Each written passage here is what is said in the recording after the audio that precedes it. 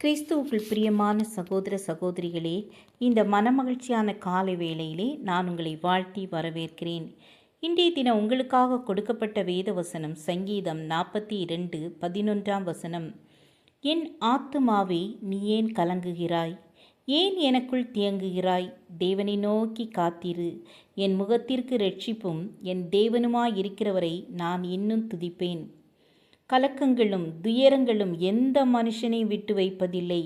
உள்ளம் கலங்கி தவித்த தாவீது, என் ஆத்துமாவே, ஏன் எனக்குள் கலங்குகிறாய், தியங்குகிறாய் என்று சொல்லுவதிலிருந்து அவருடைய ஆத்தும வியாகுலத்தின் ஆழத்தை அறிந்து கொள்ளலாம். அன்றைக்கு இருந்த எல்லா இஸ்ரவேலரை பார்க்கிலும் தாவீது தைரியமுள்ளவர்தான், அஞ்சா நெஞ்சம்தான். தன் ஆட்டுக்குட்டிகளை திருட வந்த சிங்கத்தையும் கரடியையும் அடித்து கொன்றார்.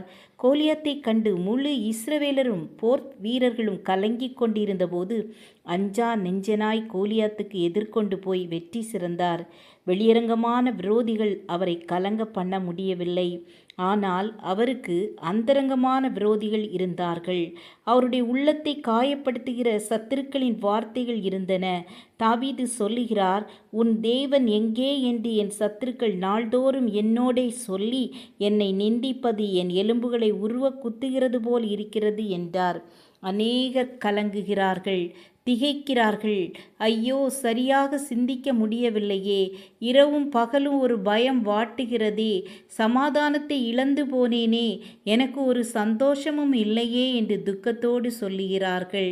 கலக்கங்கள் வரும்போது சமாதானம் ஓடிவிடுகிறது, மன அமைதி இருப்பதில்லை. கொந்தளிக்கும் கடலை போல் உள்ளம் குமுறிக்கொண்டே இருக்கிறது. கவலைப்பட்டு கலங்கின மார்த்தாளை பார்த்து இயேசு கிறிஸ்து துக்கத்தோடு சொன்னார், மார்த்தாளே, மார்த்தாளே, நீ அநேக காரியங்களை குறித்து கவலைப்பட்டு கலங்குகிறாய்.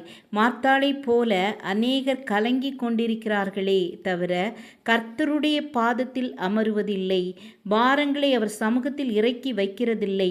மார்த்தாளின் வாழ்க்கையை வேதத்திலிருந்து அறியும்போது அவள் ஒரு முறை கூட கர்த்தருடைய பாதத்தில் அமர்ந்ததில்லை என்பதை அறியலாம்.